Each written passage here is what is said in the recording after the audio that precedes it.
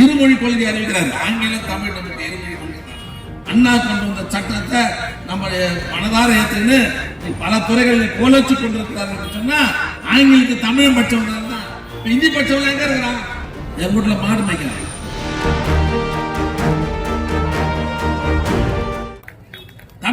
தமிழ்நாடுன்னு பேர் வைக்கிறாரு.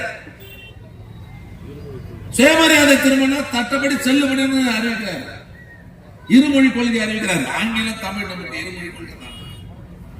அண்ணா கொண்டு வந்த சட்டத்தை நம்ம மனதார ஏற்றுன்னு இன்னைக்கு தமிழ்நாட்டில் இருக்கிற எல்லாரும் நிறைய ஆட்கள் நம்ம வெளிநாடுகளுக்கு போய் இன்னைக்கு பல துறைகளில் கோலச்சு கொண்டிருக்கிறார்கள் சொன்னா ஆங்கிலத்து தமிழ் பட்சம் தான்.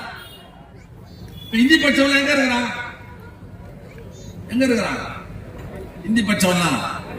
என் வீட்டுல மாடு மேய்க்கிறான். விளையாட்டு சொல்ல உண்மை.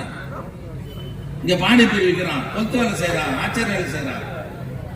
நாம இந்திய பட்சா வடநாட்டுக்கு தான் போய் பானிபூரி தான் சொன்னோம்.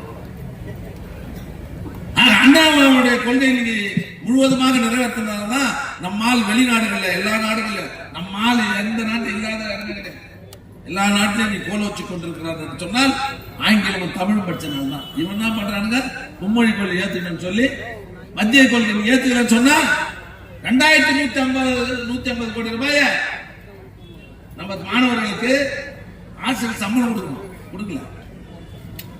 நம்ம தலைவர் பார்த்தாரு, நாங்க 2 மொழி கொள்கை தான், மும்மொழி கொள்கை ஏத்துக்க மாட்டோம். நீ பணமே தரனா விட பரவாயில்ல, நீ 10,000 அதிகமா கொடுத்தா விட பரவாயில்ல, 10,000 கோடி அதிகமா கொடுத்தா விட பரவாயில்ல, எங்க கொள்கையிலிருந்து நாங்க விட்டு தர மாட்டோம், எங்க 2 மொழி கொள்கை தான் சொல்லி அறிவித்த தலைவர் இல்லையா? வேணுமிட்டு என்ன பண்றாங்க? நாடாளுமன்ற தொகுதி சீரமைப்பு பண்றாங்க. செய்திகளை உடனுக்குடன் தெரிந்து கொள்ள உடனே சப்ஸ்கிரைப் பண்ணுங்க.